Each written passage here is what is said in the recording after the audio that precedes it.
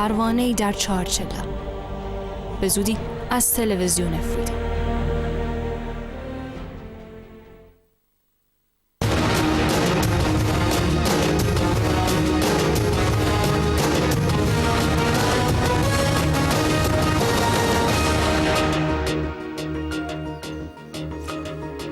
سڵاوتان لەبێ بینەرانی هێژە لە شوێنێکن گەشتێک لە ئاکتوێلی سەر لە بەیانی ئەمڕۆماندا بە نوێترین و گرنگترین بابەتەکانی ڕۆژدا دەکەین کە بۆمان هەڵبژاردوون تایبەت بە باشوور و ڕۆژهەڵات و پارچەکانی دیکەی کوردستان. بینەرانی هێژە لە باشووری کوردستانەوە دەست بە گەشتێک لەم بابەتانە دەکەین وەک دەزانن ماوەی 2 ڕۆژە چەند شەربانێکی ڕۆژاوای کوردستان لە یەکینەکانی شەربانانی یەپەگا لە لایەن پارتی دیموکراتی کوردستانەوە لە باشووری کوردستان دەستگیر کراون ئەوەش کاردانەوەی بەدوا داهاتووە. لە بەردەوامی گوشارەکانی پارتی دیموکراتی کوردستان عێراق دژ بە شۆڕشی ڕۆژاوای کوردستان چەکدارانی پەدەکە لە ئاکرێت 4 شەربانی ئەنتەرناسیۆنالی یەپەگیان دەست بەسەر کردووە. بە پێزانیارەکانی ئاژانسی هەواڵی هاوار دوێنێ 4 شەربانی ئەنتەرناسیۆنالی یەکینەکانی پاراستنی گەل کە بەنیاز بوون لە ڕێی باشووری کوردستان و سەردانی وڵاتەکانی خۆیان بکەنەوە لەلایەن هێزە چەکدارەکانی پارتی دیموکراتی کوردستانی عێراقەوە لە ئاکرێ دەست بەسەر کراون. هەروەها شۆفێری ئەو شەربانانەش دەستگیر کراوە. زانراکە ئەو شەربانانە دوانیان خەڵکی سوید و دوانەکەی دیکەیان خەڵکی بەریتانیان و تا ئێستا هیچ زانیارێ لەبارەی چارەنووسیانەوە نازانرێ. پێشتریش چەکدارانی پارتی چەندین جار شەربانانی بیانی و کوردی یەپەگە و یەپەژەیان دەست بەسەر کردووە و چەندین جاری دیکەش دەرمی شەربانانی گیان بەخت کردووە لە سنوورەکان ڕاگرتووە و ڕێگەیان پێ نەداون دەربازی باشووری کوردستان بن.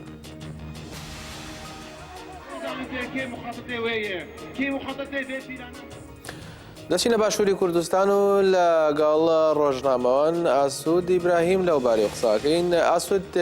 ئەم کاتت باش وەک دەزانن لە باشووری کوردستان 4 شەربانی یەپەگا لەلایەن هێزەکانی چەکدارانی پارتیەوە دەست بەسەر کراون ئەو بەدەمە نوێ نییە بەر لە ئێستا چەند جار حاڵەتێکی لەو شێوەیە ڕووی داوە چ خوێندنەوەیەکی بۆ کرێ؟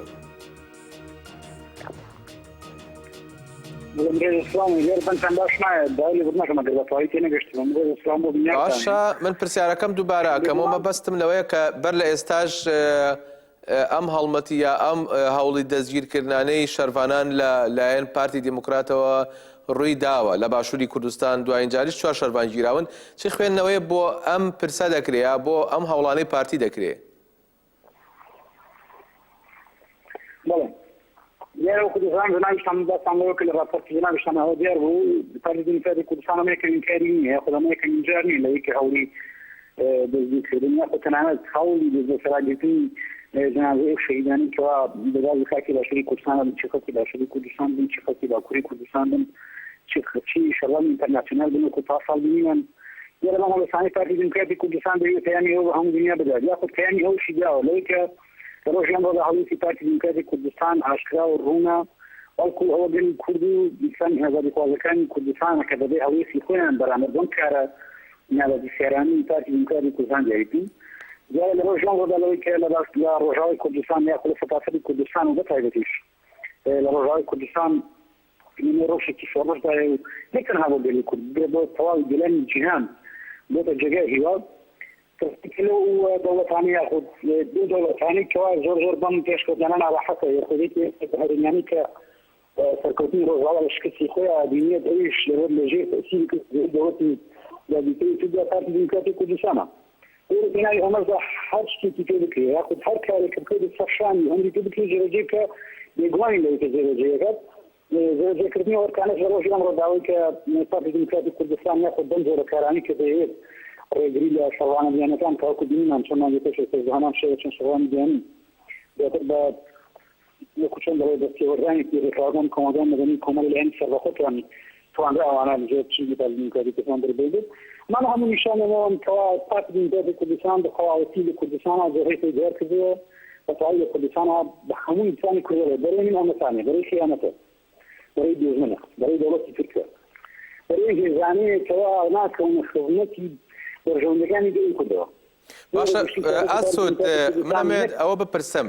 لە ئێستادا لە ڕۆژاوای کوردستان پێشکەوتنێکی گەورە هەیە هەم لە بوارە سیاسی و دیبلۆماسی و سەربازیەکە و لە بواری ئیداریشدا لە کاتێکدا کە چەتەکانی داعش ئیدی لە ڕقە بەرەو کۆتاییە چن لەلایەن شەروانانەوە ئەم ئۆپەراسیۆنە هەیە خودی ئەو شەروانانە لەو کەسانن کە شەڕی چەتەکانی داعش دەکەن یعنی دەیانەوێت ناوچەکە کوردستان لە ئەم دەستی چەتە و ئەم هەڕەشە و مەترسیانی ئەم هۆڤانە دوور بخەنەوە بۆ لە کاتێکدا ئەم شەروانانە شەڕی چەتە و تیرۆریزمێکی نێونەتەوەیەکەن پارتی دەستگیریانەکە ئەمە لەم کاتەیە چ پەیامێکەدا؟ پێشتریش پێدەستێکردنی قۆناغ ڕزگارکردنی ڕق ئاگادار بوون لەوەی کە بە هێرشی شەکەکانی دەستنی سەمپەری شا لە ڕقەیە کات هێشتا شەروانان لە دەوروبەری تەقەدا بوون ڕێگونکاتی کوردستان ڕێگریلی شەروانەکانی کرد لەوەی کە کۆمەڵی شەروانی گەیانی بوون لەو کاتێک کە دەیانویست لە دوای ئەو خزمەتی سێمی چوارەمی بەهۆی فرادا بوو دەیانویستشنەوەڵاتەکانی ڕێگریلێکردن یەکوانە کاتەش کەیانێکی بۆ جۆرە بوو لەوەی کەوا ئەگەر هەر شەروانێکی گەیانی یاخود هەر هێزێکی ئینتەرناسیۆنال یاخود هەر ئینسانێکی دیموکراتی خواز لە سەرتاسەری جیهاندا بگێتە هۆکاری لە ناوچوونی هێزی تیرۆر لە ڕۆژهەڵاتی ناوەڕاستدا لەژێر پێشەنگایەتی بجوڵبوونەوەی ئازادیخوازی گەری کورد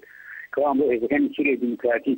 یەکە ژەبەدارەتیەکەن ئەوە لەگەڵ ئەجندا و فکری و بەرنامە و استراتیژی پارتی دیموکراتی کوردستان و دەوڵەتی داگیرکەری تورک و وڵاتانی هاوکاری تیرۆر دەنابونجێ لەوەرەمەش هەرچی پێیان کرا کردیان و هەرچیش پێیان بکرێ دەیکەن دیارە سەرەتان ڕێگریانە مرۆڤ دەتوانێت بەوە بەناوی بکاتەوە بوو سەرەتا پلان بەو جۆرە داڕێژدا بوو لەوەی کە بەرەگەی چەکانی کەوا بەناوی چەکەی ڕۆژ نادیانەسەر شەنگال بۆی کەوا لەژوورنەوەی ئازادیخوازی کوردان هێزیان پەرتەوازە بکەن بۆی حکومەت لە ڕۆژاوای کوردستاندا بێکاریگەر بن یاخود هێزیان پەرتەوازە بۆی نەتوانن بەپێی پێویست بەرنامە و پلان بۆ لەناوبردنی تیرۆر لە ڕۆژاوای کوردستاندا داڕێژن طبعا لە ڕۆژیان ڕۆژدا گرنگیی مرۆڤ دەتوانێت بە پەیامێکی زۆر زۆر جیاوازتر هەیە لەبەرەوە وەک ئاگادارن ئەمڕۆ لە موسڵدا ڕێژەیەکی زۆر کەم لە موسڵماوە لەوەی کە شەکەکانی داعش بکرێتەوە لەلایەن حکومەتی عێراقی و هێزەکانی چەکدارەکانی خەریج شەعبیەوە لە ڕۆژاوای کوردستان داخاڵی گەری لە ڕۆژاوای کوردستانە لەبەر لە ڕۆژاوای کوردستان سووریا ئەمڕۆ ڕقا وەکو هەموو پایتەختی خلافەت هەمیش وەکو جیۆگرافیایەکی استراتیژی لە ڕۆژهەڵاتی ناوەڕاستدا کەوا هەمیشە ڕۆڵی کلیدی بینیوە لە شێوەدان بە سیستمی پێشەڕۆژی ڕۆژهەڵاتی ناوەڕاست و لە شێوەدان بە سیستمی پێشەڕۆژی سووریا بۆیە هەر هەنگاوێک کەوا لە دژی یاخود هەر هەنگاوێک کەوا نەکەوێتە خزمەتی دیموکراتیزەکردنی سووریا ڕۆژاوای کوردستان لێبووانی لەوەی هەنگاوانە لە چوارچێوەی بەرنامە لە چوارچێوەی پلانێکی بەرنامە بە دەڕێژرا دایە بۆی کەوا وەکو دەڵێت بە استراتیژی دیموکراتیزەکردنی ڕۆژهەڵاتی ناوەڕاست بن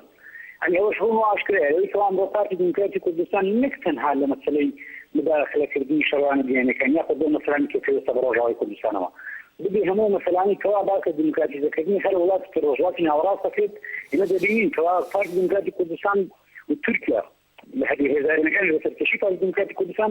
بە شێوەیەکی ڕاستەوخۆ ناڕاستەوخۆ دەبنە هێزی ئاستەنگ لە پێشێمانەدا نمونەی هەر بەرچاوی شەمڕۆ ڕەوشی داسوودی کوردستان لە پێش چاوە لەوەی کە ڕاستە بابەتی ڕقایە بەڵام بابەتێکی پێویست باشە ئاسوود من ئەمێ پرسیارێکی دیکە بکەم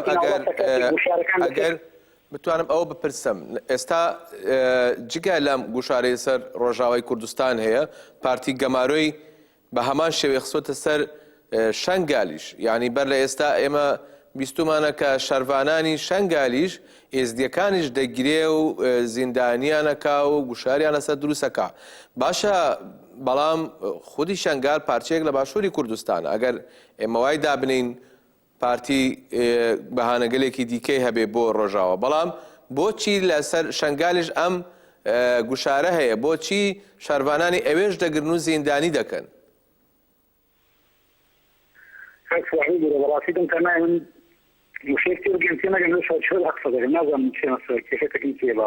بەڵێ مەبەستم ئەوە بوو کە بپرسم هەمان گوشار لەسەر شەروانان لە شەنگالیش هەیە ئەوانش دەگیرێن و زیندانی دەکرێن ئەمەیان بۆ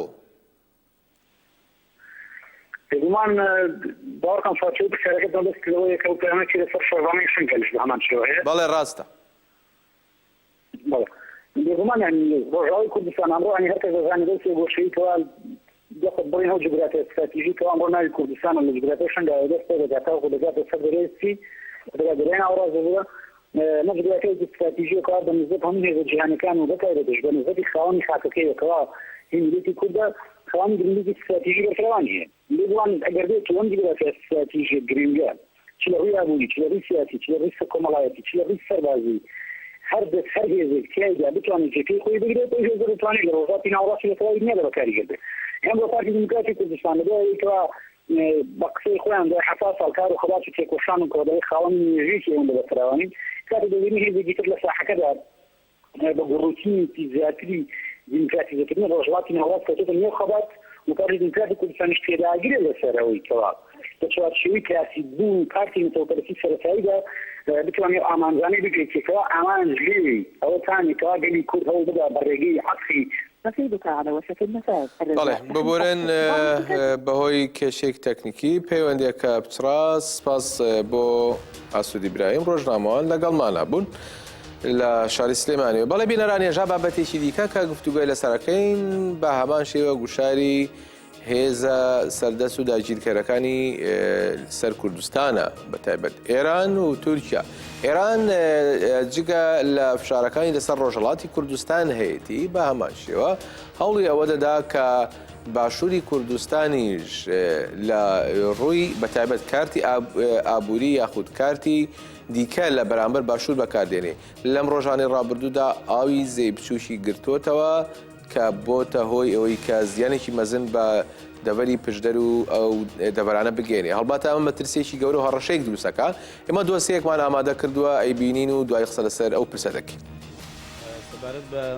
دوێنێ عەبدولستار مەجید وەزیری کشتوکاڵی حکومەت هەرێمی کوردستان دەربارەی گرتنەوەی ئاوی زەی بچووک لەلایەن ئێرانەوە سەردانی قەڵاتزەی کردو. دوای کۆبوونەوە لەگەڵ بەرپرسانی ناوچەکە سەردانی زەی بچووکی کردووتی پێدەچێت گرتنەوەی ئاوەکە هۆکاری سیاسی بێت.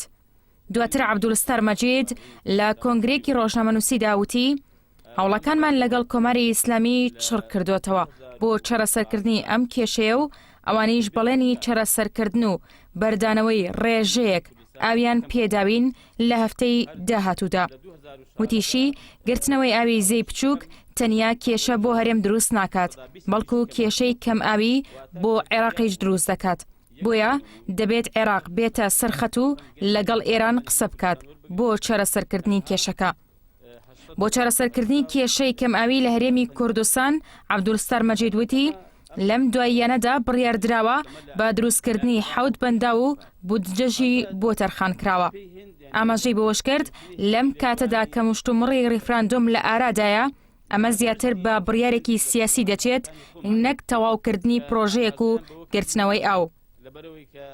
هەروەها بەکرباییز قایمقامی قەڵاتزێ لەسەر هەمان مژار دەڵێت ئێمە پەیوەندیمان بە کۆنسوڵی ئێران و ئاغای جیهانی فەرماندەری سەردەشتەوە کردووە. بەڵێنی داوە لە ماوەی هەفتەیەکدا یەکێک لە دەریاچەکانی بەنداوەکە بکەنەوە. ئێستا بڕوە من تەسەوڕ دەکەم لە 20 ڕۆژی داهاتوودا ئەسڵ زەی بچووک نەگاتە دەربەند و بە شێوەیەکی وا و شکا کە بە هیچ شێوەیەکی استفادەی لێ نەکرێت بۆ پرۆژەی ئاوی خاصش. ئێستا جراتانێک کە ئێستا گرتومانتە بەرە ئێمە لە شەوەوە هەموو تیمەکانی دایرەی ئاو هیچ شارەوانی ئەو بەشێکی زۆری کەمپی دایرەکانی کە ئیمکانیەتیان هەیە خستومان تەگەر تا ئێستاشی لەگەڵا بێ دەستمان کردووە بە دروستکردنی بربەستێک لە بەردەم لە ئاوەکە بۆی کۆکەینەوە بتوانین ئیجراتی پێویست وەرگرتنی و بتوانین ئاودا باشکەین. قایمقامی قەڵاتزێ ڕایگەیاندووە کە گرتنەوەی ئاوەکە بۆ ماوەی 40 ڕۆژە. دواتر کاربەدەستانی ئێران و ئیدارەی ڕاپەڕین بە ئاگاداری و سەرپەرشتی وەزیری کشتوکاڵ پێکەوە دادەنیشن و بۆ ئەوەی بگەنە ڕێکەوتنێک یان لێک تێگەیشتنێک. لێبین و ئیش بە پرۆژەکە بکەین بۆ ئەوەی هاوڵاتیان بێبەش نەبن لە ئاو. بەڵام ئەگەر بێت و ریتیە لە سەدێک لە پێیان بەردەمی پرۆژەکە بوو. بینەرانی ێژا لە باشووری کوردستانەوە لەگەڵ بەڕێز سمکۆ ڕۆژهەڵاتی چالاگوانی مەدەنی لەو بارەی قساکەین. کاک سمکۆ ئەم کاتتان باش من ئەگەر لەو پرسەوە دەست پێ بکەم ئایا ئێران بە گرتنەوەی ئاوی باشووری کوردستان بەنیازی چییە؟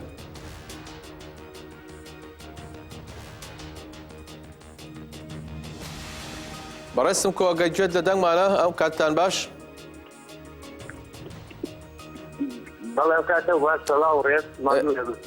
بەڕێستم کۆمێ لەو پرسیارەوە دەست پێ بکەم کە ئایا بە گرتنەوەی ئاوی زەی بچووک لەلایەن ئێرانەوە کۆماری ئیسلامی بەنیازی چییە؟ کە لە هۆکاری کۆماری ئیسلامی لە ئەو کاتەیدا کە بەنداوی سەردەشی ئاوەکەی گرتوتەوە یەکێکیان دەتوانین لە هەلو مەرزی ئێستا کە بەرەو ڕفراندۆم دەچێت باشووری کوردستان وەکو کارتێکی فشار بۆ سەر حکوومەتی هەرێم و لایەنە سیاسەکانی دیکە بەکاریبێنێەوە کاری دیکەی ئەمنیەتی بۆ نێوخۆیە یعنی وەکو تیرێکی دووسەرە هاو کاتیشە لەگەڵ نزیکبوونەوەی چاڕۆژی کیمیابارانی سەردەش کە تاکە پشتیوانی خەڵک لەو ڕۆژە سەختانەدا ئاو بوو و دەزانین کە کۆماری ئیسلامی ئێران مێژوەکی جورودرێژی لە گرتنی ئاوەکانی ڕۆژهەڵاتی کوردستان هەیە یەکێک لە هۆکارەکان وەکو ئەو سەرچاوەی کالیبڵی وشەکەت بەرداوی داریان بە هەمان شێوازی دەوێ لە سەردەشیش هەماشە دووبارە کاتەوە یعنی بینی سەردەش دووپارچە بێت بە شێوازێکی سروشتی لە بواری ئەمنیەتیەوە بتوانێت خەڵکیە باشتر کۆنتڕۆڵ کات لە ڕێگای یەک پرد یا دوو پردەوە واتە نێوچەی سوێسناتی لە گەورکاتیدا دادەبڕێ و هاوکاتیش بانە لە سەردەش یەک دیا دەکاتەوە کە مێژوەکی دوور و درێژیان پێکەوە هەیە زی بچ وەر دەزانین 450 کیلۆمتر درێژایی هەیە لە باکووری ڕۆژاوای سەردەش و پیرانشار سەرچاوە دەگرێت تەنیا بە گرتنەوەی بەنداوی سەردەش ئەو ئاوا کۆتایی نادە و مۆزوعات ئەوان بەنیازن بۆ لەوەچوونەوە واتە 3 ساڵی دیکە لە 150 ئاویزەی بچوت بۆ گۆڵی ورنێ بەرنەوە کە 4 ساڵە ئیشی دەسەر دەکەن لە چۆمی بازیناوێ و هەرە و کارەش بۆتە هۆکاری ئەوەی کە چەندین گوند لەو مەتیقەی زەویەکانیان بناوکەوێت و ئابوووریەکەی هێندەی کە لاوازە هێندەی دیکەش لاواز بێت وەک دەزانین خۆ لە منتیقەی سەردەشتی لە بوارەی هەڵکەوتی جوغرافیاکەی شاخاوی و دارستانی کشتوکاڵێکی وای نییە ئێستاش پێش بەنداوی سەردەژنەی دەتوانین بەر و بوومیدان لە وێڵای خۆی دابین کات ناچار ئەو خەڵکانە دەبێت بچینە ناو شار هیدایەتکراوە پلان بۆ داڕێژراوە بە خەڵک لە شوێنە کۆکاتەوە و دوای وەکە خەڵکی لە شوێنە کۆکردەوە هیچ وەکارێک نامێتەوە بۆ خەڵکەی کە ئەوەی کە جمهوری ئیسلامی دەوێت نیکەن یان دەوێت بچین ببن بە کارگەری فەسڵی یان دەوێت بچین بە کۆڵبەر کە لە هەر حاڵدا لە ناوچوونیانە لە ناوچوونی کەرامەتی مرۆڤیانە و هاوکات ڕێگایەکی دیکە کە هەیە لە بەرەو خەڵکەدا دەمێنێتەوە زۆرێک فشار دروستکردن بۆ ئەوەی کە خەڵک بشتە ناو سوپای پاساڕان زیاد ڕێگایەکی دیکە بۆیان نامێنێتەوە و هۆکاری دیکەی ئەوەی کە ئەو بەنداوە لەو ئاڵە لەو سەروبەندەدا لێدراوە بە گوتەی خۆیان بۆ بەدەستهێنانی وزەیە بەڕستم کۆ منەوەیەوە بپرسێم جگە لەوە بازەوە دەکرێت کە ئەمە وەزیری با بڵێن کشتتوکاڵی هەرێمی کوردستان دەڵێ گرتنەوەی ئەم ئاوا کارتێکی سیاسیە لە بەرامبەر باشوور بەکارهێن لێ ئەمە تا چەندێ ڕاستە؟ وڵی دەتوانین بڵێن ڕاستە هۆکارێکی سیاسیە باشە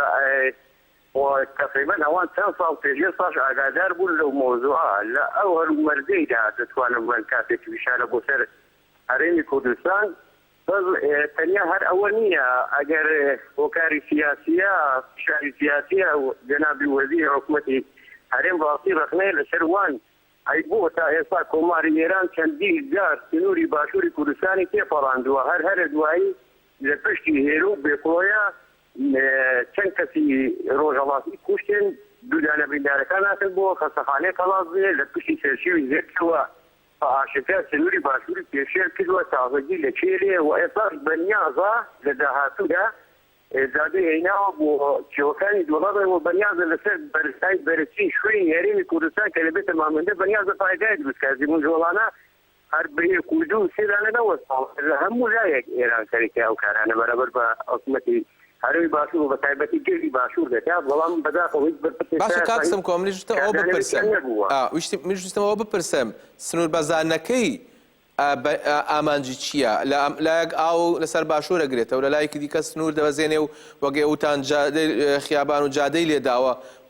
بۆ هەندێک دەڤەری باشووری کوردستان ئێران چی پلانێکەکە بە سنوور بەزان و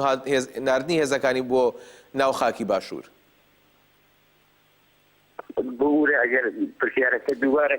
مەبەستمەوە بوو کە جگە لە گرتنەوەی ئاو یا با بڵێن وشکردنی ئاوی باشووری کوردستان ئێوەش باستان کرد کە ئێران سنووری باشووریشی بەزاندووە با بڵێن جادەی لێداوە و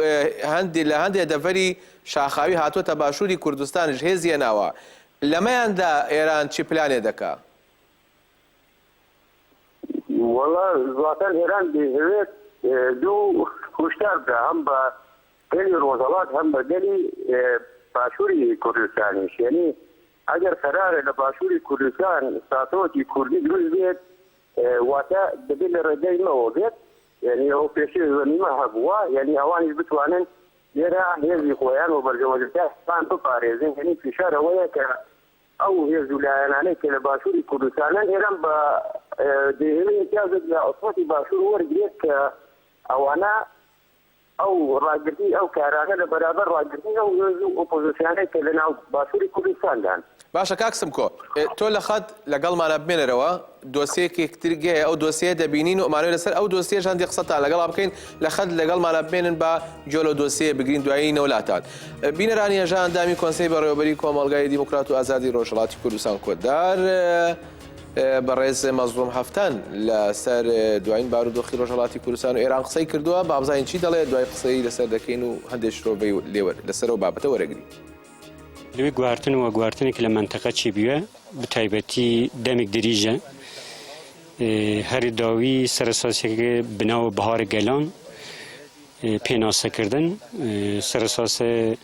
گواردن لە تونس لە لیبی لە مسر و نهایەت هات لە سووریە ما خەدەری گواردن چی بوون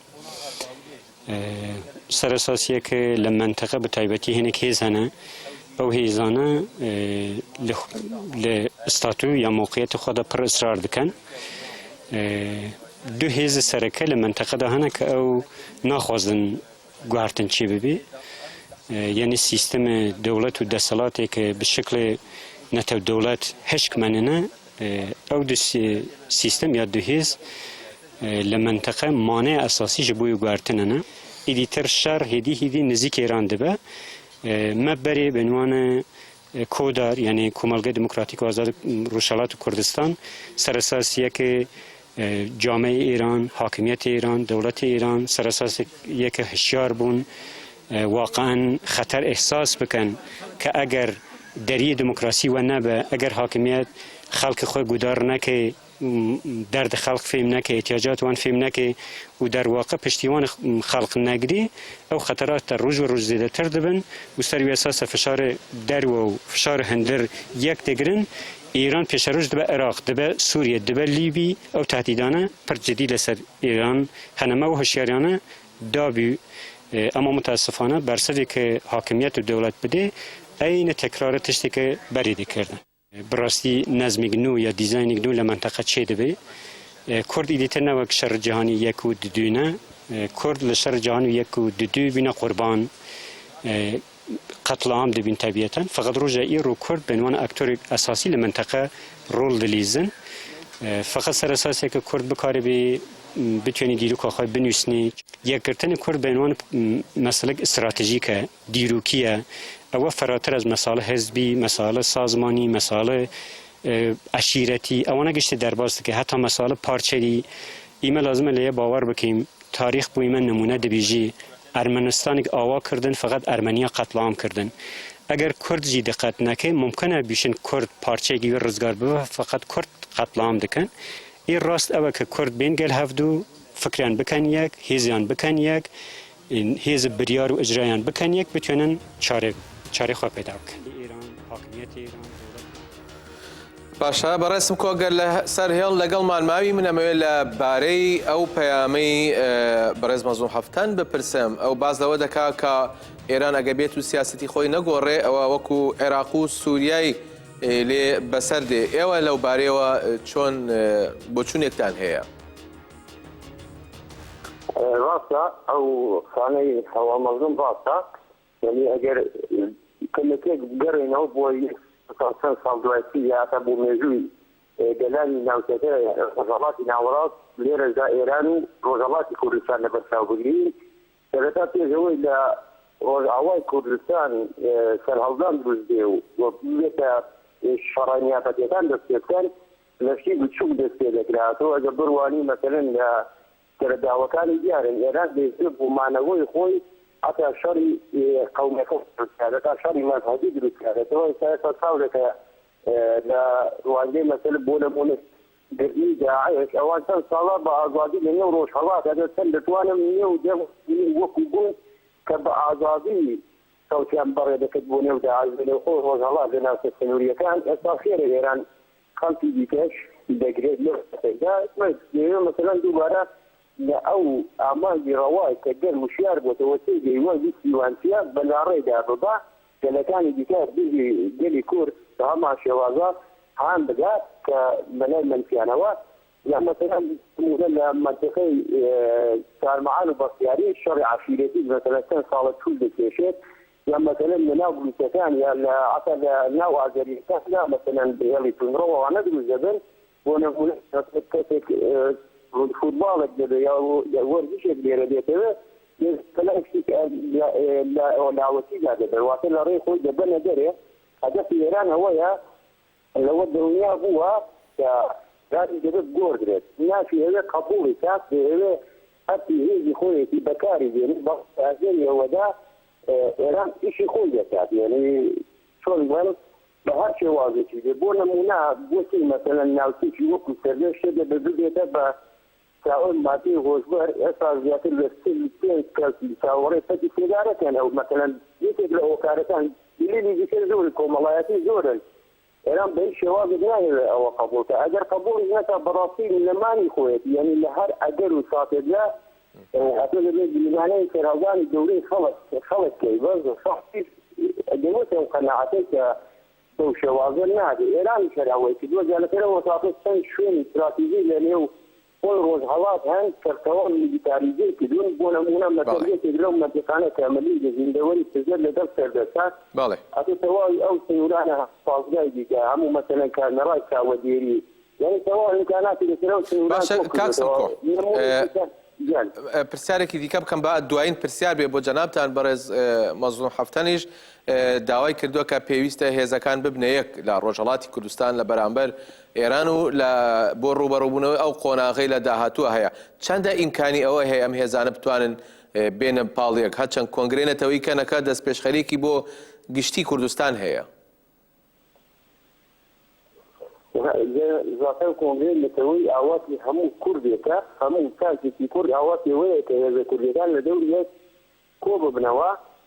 خۆشەتی هەموو هەریەکی هەرکەس باڕەنگی خۆی ئاوای خۆی هێبێ شەوازی خەباتی خۆی هێبێ بەس وەختێکی کە ئەوان بتوانن بەیەکەوە لەسەر شتە هاوبەشەکان لەسەر شتە استراتیژیەکان خەبات کەن بێگومان کاریگەری زۆر بۆ ناوخۆ ڕۆژهەڵاتی دەبێت و بگەن لە ناوچەکە تەئسیری و قورساییەکی خۆی دەبێت یعنی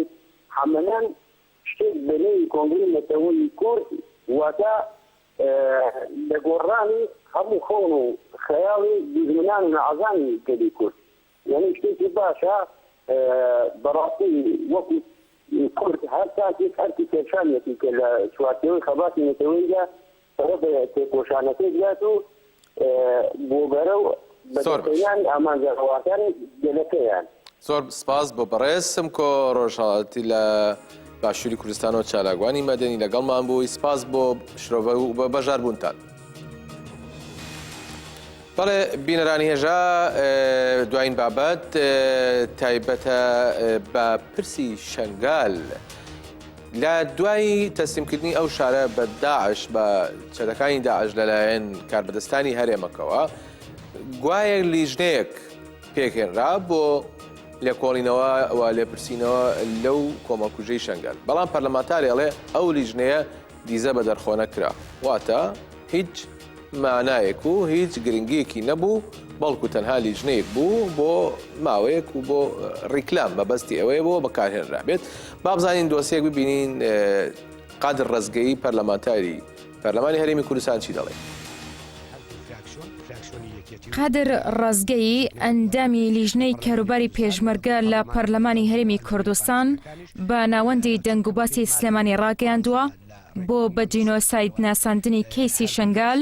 هەرێم دەتوانێت داوا لە کۆمەڵگای نێودەوڵەتی و نەتەوەیەک گرتوەکان بکات سیغەیەکی یاسایی بدۆستنەوە لەبەرەوەی عێراق ئەندام نییە لە دادگای ڕۆما و ئامادەش نییە داوای بە جینۆساید ناساندنی کەیسی ئێزیدیەکان بکات کە هەموو مەرجەکانی تێدایە. وتیشی لە سێغە یاساییەکاندا دەکرێت ڕێگەیەک دیاری بکرێت بۆ چۆنەتی لێکۆڵینەوە لە کارەساتی شنگال و دادگاییکردنیە و کەسانەشی هۆکاری ڕوودانی کارەساتەکە بوون. هاوکات قەرەبووی زیان لێکەوتوانیش بکرێتەوە. سەبارەت بە دادگاییکردن و لێکۆڵنەوە لەو کەسانەی شنگالیان تەسلیمی داعش کرد، قادر ڕزگای دەڵێت ئەو لیژنەی بۆ لێکۆڵنەوە لە چۆنەتی کەوتن و شکستی شنگال پێکهێنرا بەهۆی تەداخلاتی حیزبی و ڕێگەپێنەدانی کارکردنی بەبێ لایەنی کارەکانی بەبێ ئەنجام کۆتایی پێات و دیزەبەرخۆ نەکرا. شایانی باسە ئەو بەرپرس و فەرماندانی پێشمەرگە کە شنگالیان تەسلیمی داعش کرد سەرجەمیان سەر بە پارتی دیموکراتن. هەندێک لەو فەرماندانەش لە پاش کۆمەڵکوژی شنگال لە جێی سزادان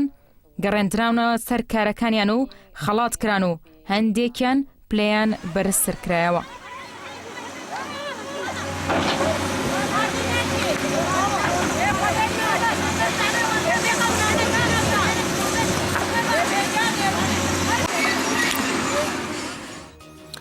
بەڵێ بینەرانی هێژا سەبارەت بە ڕۆژاوای کوردستان دەمەوێت دوایین زانیاری لەو بارەیەوە بدەینە ئێوەی بەڕێز بە پێو زانیاریانەی کە ئاژانسی دەنگ و باسی هاوار لێرەدا بڵاوی کردێتەوە کە دوێنێ ئێوارە بڵاوی کردوتەوە گوندێک و هەروەها گەڕەکێکی دیکە لە چەتەکانی داعش پاکراونەتەوە. زانیارەکان وا ڕدەگەێنێ ئەڵێ لە زۆر دەبەری شاری ڕەقا لە نێوان شەربانانی قەسەدە و چەتەکانی داعش شەڕ بەردەوامە لە گەڕەکی قادسیە کە دەکەوێتە لای باشوور ڕۆژاوای شارەکۆ شەربانان زەبری گرانیان لە چەتەکان داعشداوە و گەڕەکەیان بە تەواوی لە چەتەکانی داعش پاکرێتەوە. هەروەها شەربانان گوندی ئەلفاخریش کە دەکەوێتە باشووری شاری ڕەقا ڕزگاریان کردووە و لە گوندە ڕزگارکراوەکاندا ژمارێکی زۆر لە چەتەی داعش کوژراون و ژمارێک چەکی چەتەکانیش کەوتوتە دەست شەربانان. ئەمە دوایین زانیاری سەبارەت بە لایەنە مەیدانەکەی. هەروەها لە لایەنێکی دیکەوە هەر لە تایبەت بە ڕۆژاوی کوردستان و باکووری سووریا بە بۆنەی جەژنەوە شەربانان 40 گیراویان ئازاد کردووە. زانیارەکان لێرەدا دیارەوە ئەمەی کە لێرەی بین وێنەی ئەو کەسانی کە شەربانان ئازادیان کردوون بە بۆنەی جەژنەوە. لێرە زانیاریەکەم هەیەمەوەی بۆتان خوێنمەوە کاڵێ شەوی ڕابردوو لە شارۆچکەی تەبقا لەسەر داخوازی ڕیشتپیانی عەرەوی تەبقا واتە سەرۆک عەشیرەتەکان بەدەست پێشخەری ئەنجومەنی مەدەنی تەبقا هێزەکانی سووریای دیموکراتیک 40 گیراوی دیکەیان ئازاد کردووە لە هەڵمەتی تووڕێی فرات و بە تۆمەتی هەبوونی پەیوەندی بە داعشەوە دەستگیر کرابوون. زانیارێکەوە باسەکە کە دوای ئەوەی لێکۆڵینی لەو کەسانە کراوە کە لەلایەن داعشەوە خەڵەتێنراون واتە فری و دراون و بەشداری شەڕیشیان دژی گەلی تەبقا نەکردووە بە بۆنەی جەژنەوە ئازادیان کردوون واتە جەژنی ڕەمەزان.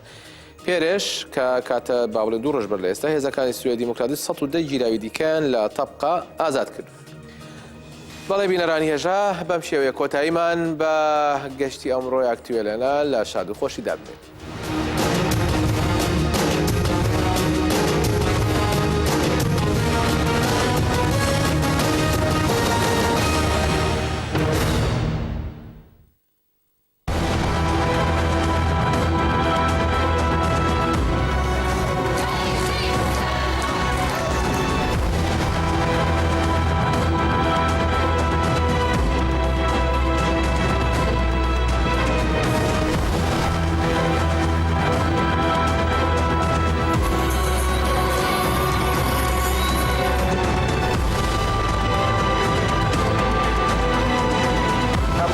زاوية بخبا وربن ووسط ثورة مزن تحرمانية مية باكش بوليا مية